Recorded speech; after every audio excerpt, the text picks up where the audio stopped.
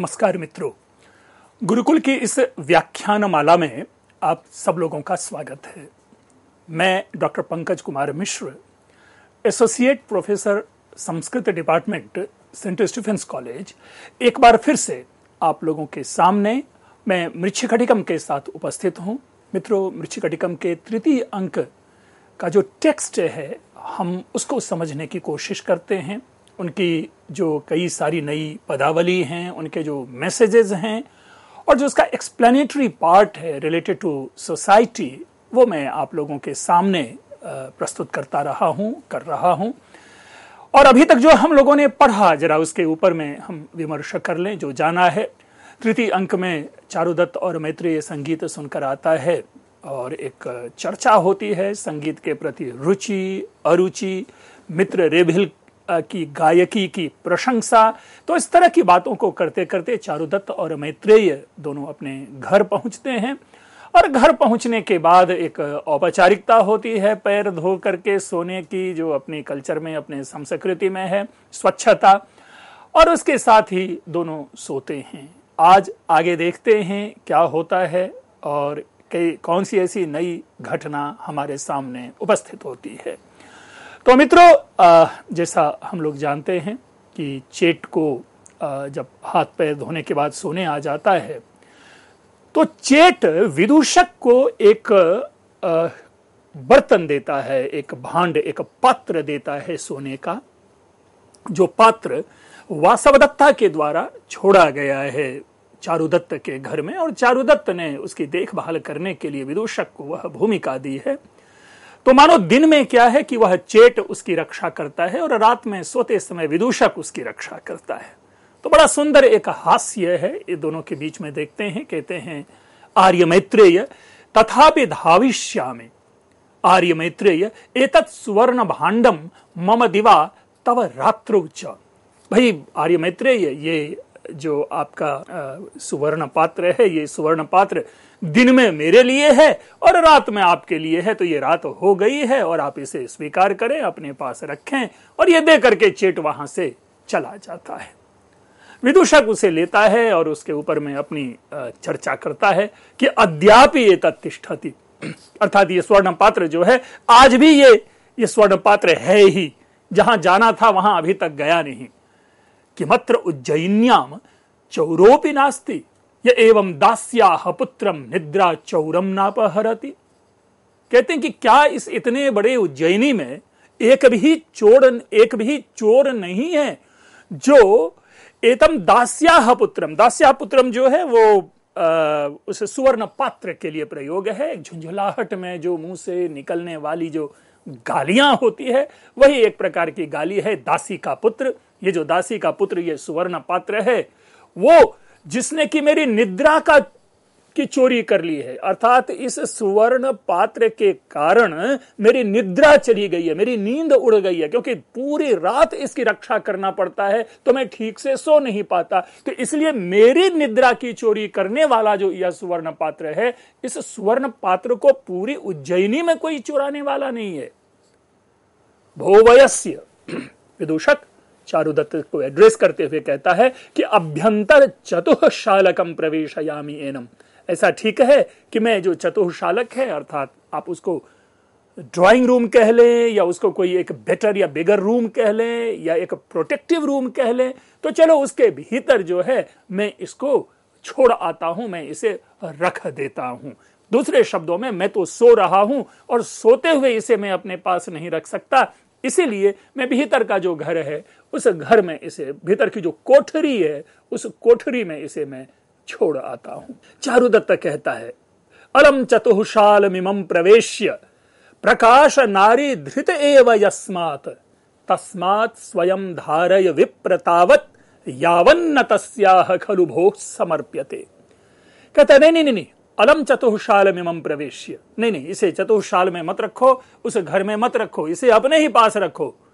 क्योंकि प्रकाश नारी धृत एव यस्मात्, क्योंकि जो प्रकाश नारी, अब एक शब्द देखिए, बड़ा सुंदर शब्द है, सामान्य व्यवहार में यह शब्द नहीं प्रयोग में आता है। प्रकाश नारी का मतलब है वेश्या, अर्थात उस वेश्या के द्वारा, यानी उस वसंत सेना के द्वारा यहां पर रखा गया है। इसे इसीलिए भीतर के घर में मत रखो, अपने पास रखो। तस्मात, इसलिए स्वयं धारय, खुद अपने पास रखो। हे विप्र, विप्र यानी विदूषक।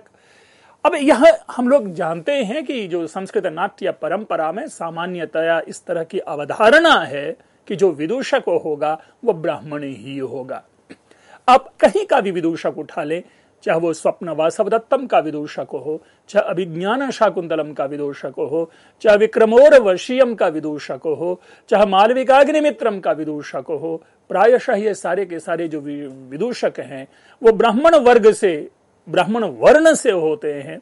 इसलिए यहां पर विप्र संबोधन है उस मैत्रेय नामक विदूषक के लिए कि हे ब्राह्मण, अपने पास ही इस सुवर्ण पात्र को रखो, तावत, तब तक, यावन्न तस्याह खलु भो समर्प्यते, कि जब तक, तस्याह स्त्रीलिंग है, षष्ठी एक वचन है, तस्याह यानी उस स्त्री यानी उस नारी अर्थात वसंत सेना को जब तक इसे लौटा नहीं दिया जाता तब तक इस सुवर्ण पात्र को अपने पास ही रखो।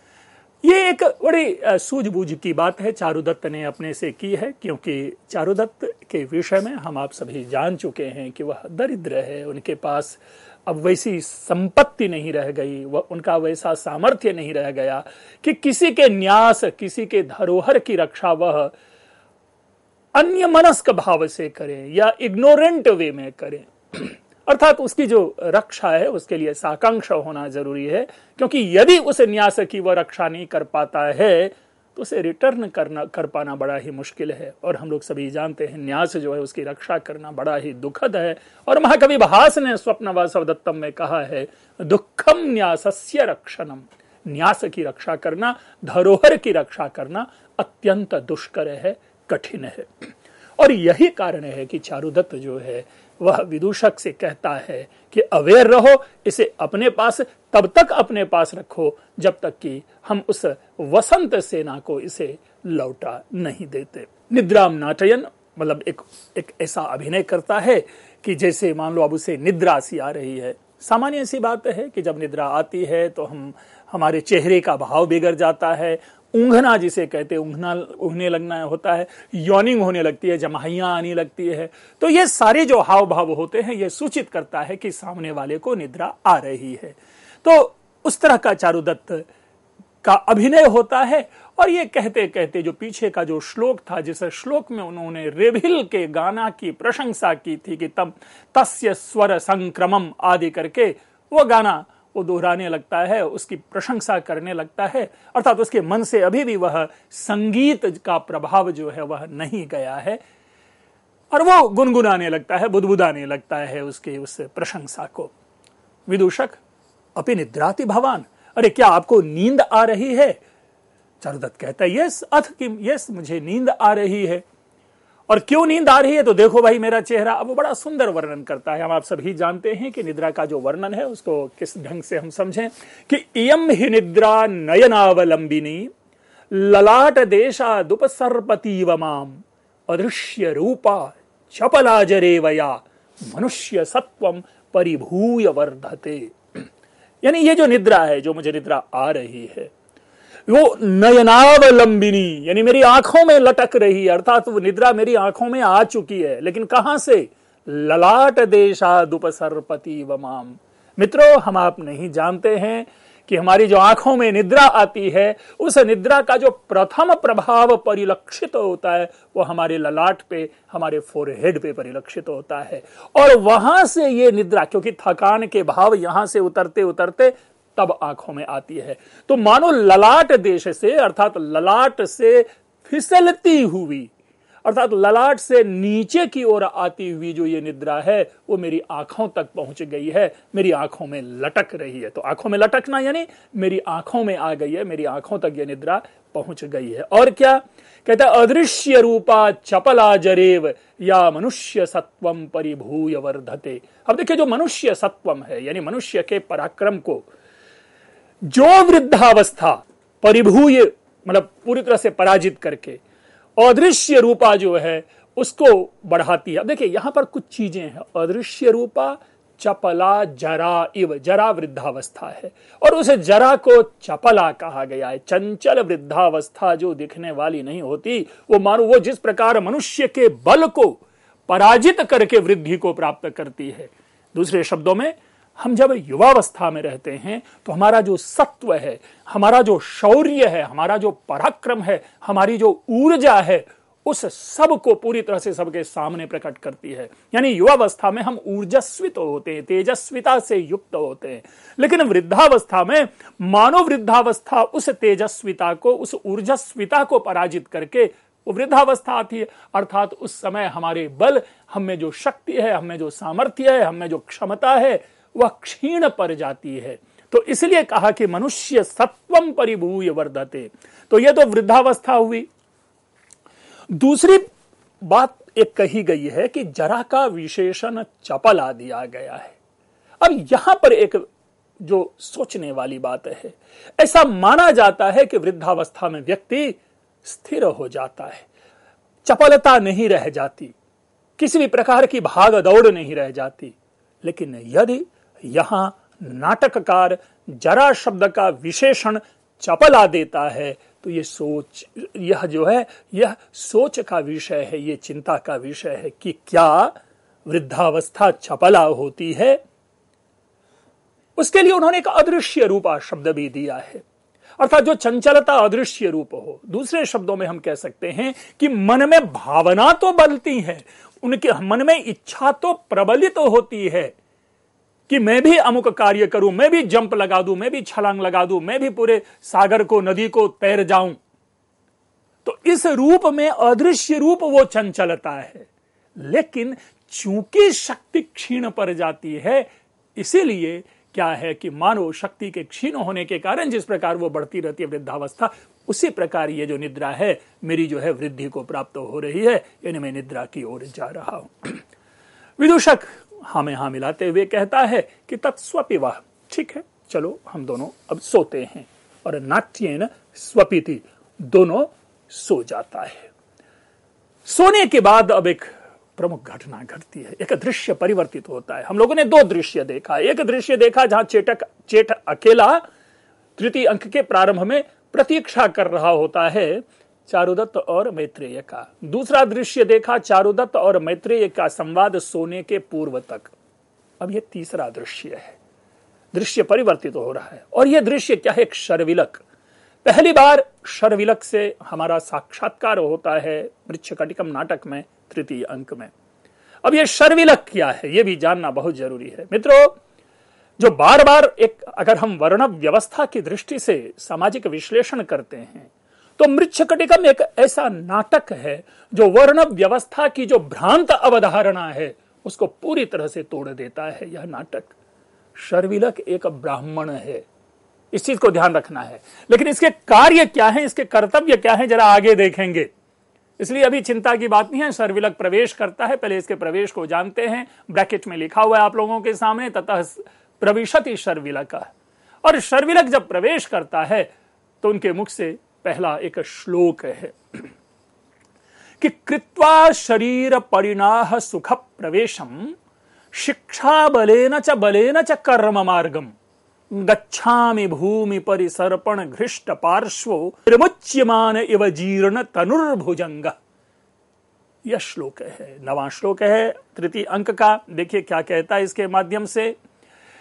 इसका कहता है कि जो शिक्षा बलेन च बलेन, शिक्षा बल हो या शारीरिक बल हो, तो शिक्षा बल से और शारीरिक बल से शरीर परिणाह सुख प्रवेशम कर्म मार्गम कृत्वा, यानी हमने जो शिक्षा ग्रहण की उसका प्रयोग करते हुए और उसके साथ जो हमारा शरीर है उस शरीर के बल का प्रयोग करते हुए जिस लंबाई चौड़ाई डील डॉल अर्थात मेरा परिमाण है हमारे शरीर का, उस शरीर के परिमाण के अनुसार सुख पूर्वक प्रवेश किए जाने योग्य, सरलता से प्रवेश किए जाने योग्य कर्म मार्गम कृत्वा, अपने कर्म का मार्ग बना करके।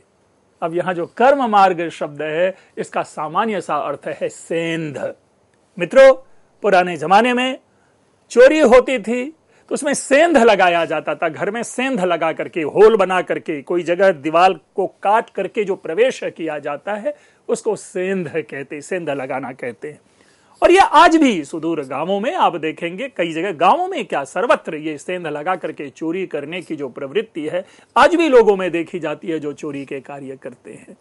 तो अब जो व्यक्ति कह रहा है, यानी शर्विलक सेंध लगाने की बात कर रहा है, वो सेंध लगा करके कहीं चोरी करने आया है, तो कह रहा है कि मैंने सेंध इस प्रकार लगाया है जिसमें मेरी जो शरीर की लंबाई, चौड़ाई, ऊंचाई है, जिससे मैं आसानी से प्रवेश कर सकूं, तो उस प्रकार सरलता से प्रवेश करने योग्य कर्म मार्गम कृत्वा, अर्थात सेंध लगा करके मैं शर्विलक भूमि परिसर्पण घृष्ट पार्श्व, भूमि पर, जमीन पर रेंगते हुए चलने के कारण छिल जाने से पार्श्व वाला, हिस्सा वाला, शरीर के अंग वाला, यानी व्यक्ति जब क्रॉलिंग करता है, जब व्यक्ति रेंग करके चलता है तो नेचुरली उनके जो आर्म्स हैं, उनके जो पैर हैं, नीज हैं, इन सारी चीजों पे स्क्रैचेज होते हैं, घिस जाते हैं। मिलिट्री में आप लोगों ने देखा होगा जब वो रिग्रेस, जब वो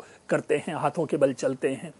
तो उसी प्रकार जो चोर चोरी करने जाता है, सेंध लगा करके चोरी करने जाता है, अपने शरीर को संकुचित करके वो घिसटते हुए जब चलेगा तो भूमि पर रेंगने के कारण जो छिल, घृष्ट यानी घर्षण से, अर्थात छिल जाने से, पार्श्व अर्थात जो हिस्सा, अंग है, शरीर का हिस्सा है जिसका, ऐसा मैं शर्विलक निर्मुच्यमान एवं जीर्ण तनुर्भुजंग, जीर्ण तनु अर्थात पुराने शरीर को निर्मुच्यमान छोड़ते हुए, भुजंग इव सांप की तरह मैं उसमें प्रवेश कर रहा हूं, उस कर्म मार्गम गच्छामि, कर्म मार्ग में मैं प्रवेश कर रहा हूं, सेंध में प्रवेश कर रहा हूं। अब जरा दो तीन चीज को यहां समझिए। जिस प्रकार बड़ा ही सुंदर सर्प में केंचुल होता है, तो जीर्ण तनु के माध्यम से उस केंचुल की ओर, केंचुए की ओर जो है वह संकेत दिया गया है। तो जब देखिए केंचुआ जब छोड़ रहा होता है सर्प, जो फास्टनेस जो है, जो उसमें तीव्रता है वो नहीं रहती, वो भी बड़े ही मुश्किल से उस सांप वो केंचुल से अपने को निकालता है और निकलने के बाद वो फास्ट स्पीड अप होता है। तो यहां पर भी जिस प्रकार वो किसी तरह उस जीर्ण तनु को छोड़ने वाला सांप होता है, उसी प्रकार मैं भी बड़ी ही सरलता से घिसट के रेंग करके इस सेंध में प्रवेश कर रहा हूं। और प्रवेश करता है।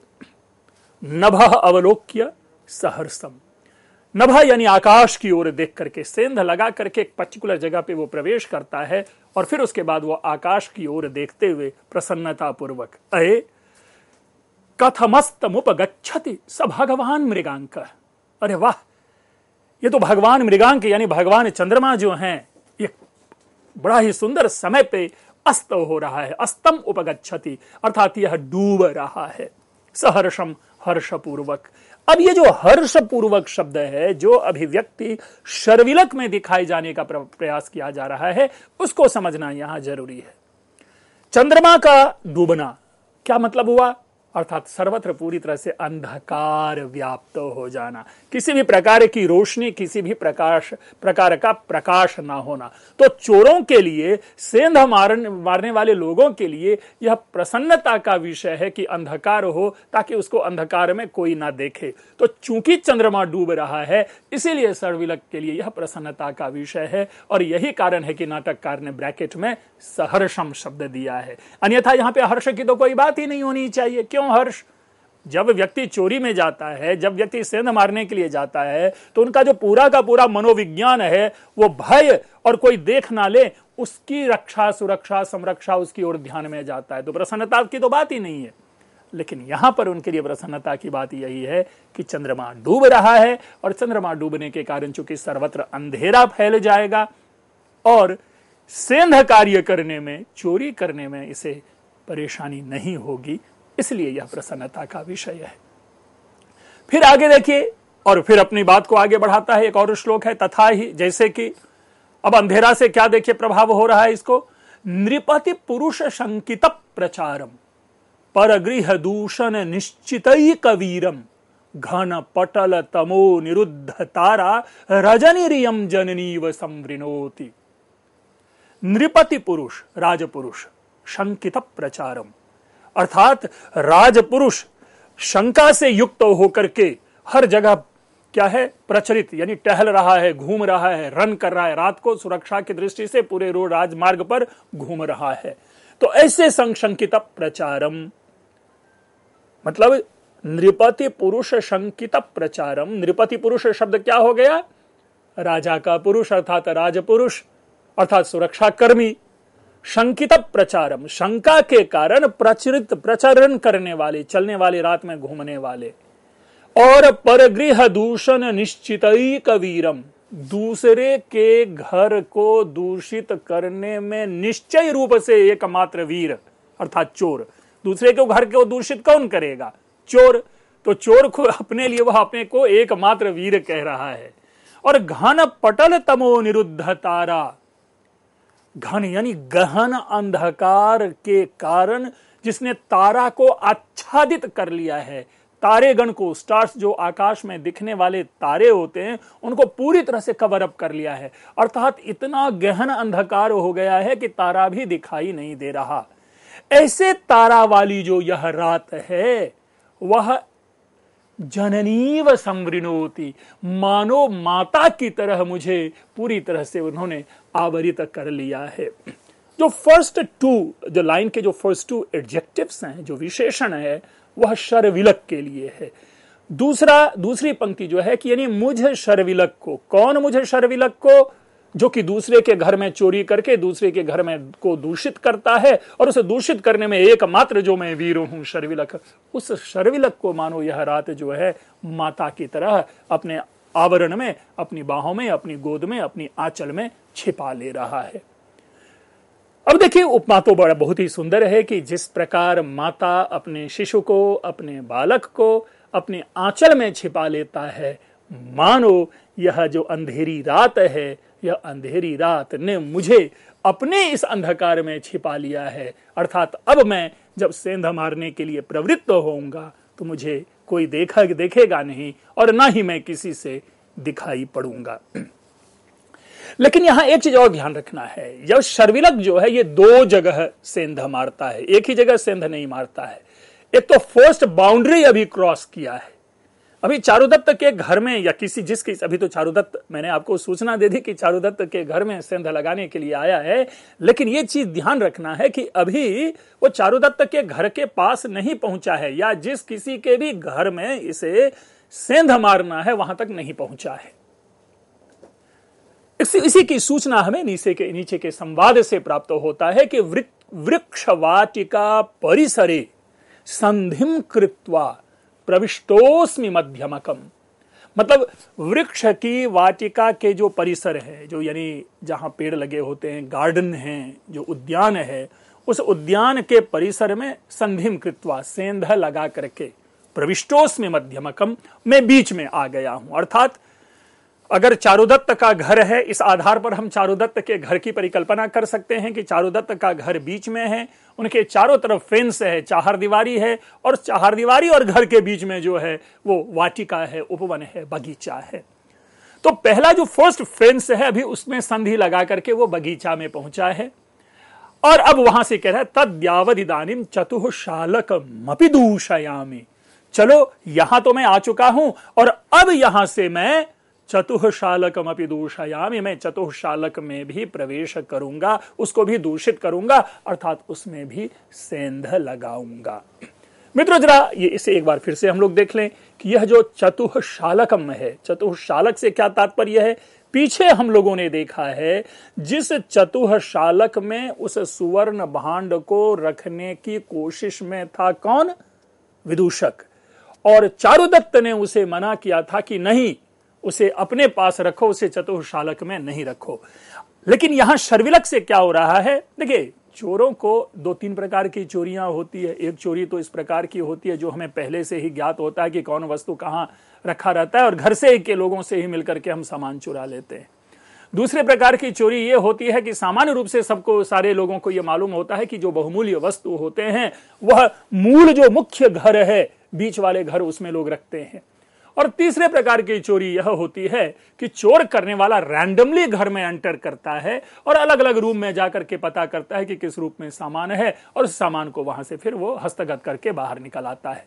यहां पर भी कुछ ऐसा प्रतीत हो रहा है कि इस शर्विलक को ऐसा कुछ ज्ञात नहीं है कि वस्तु किस जगह पर है, उनकी सामग्री किस प्रकार है। तो यहां वो इसी सोच में वो पहला जो अटैक है वो चतुशालक के ऊपर करेगा और चतुशालक में वो एंट्री लेकर के मे भी तब अलग किसी कक्ष में जाकर के या जहां सुवर्ण भांड है या जहां बहुमूल्य वस्तु है वहां से वह उसे चुराएगा। हम शर्विलक की इस चोरी को आगे भी अपने वर्णन का विषय बनाएंगे, आगे भी इसे समझने की कोशिश करेंगे, इसके क्या एप्लीकेशंस हैं या इस प्रकार की चोरी का उस समय समाज में किस रूप में देखा जाता था उसकी भी चर्चा करेंगे। आप लोगों ने अभी ध्यानपूर्वक सुना, आप लोगों का बहुत बहुत धन्यवाद।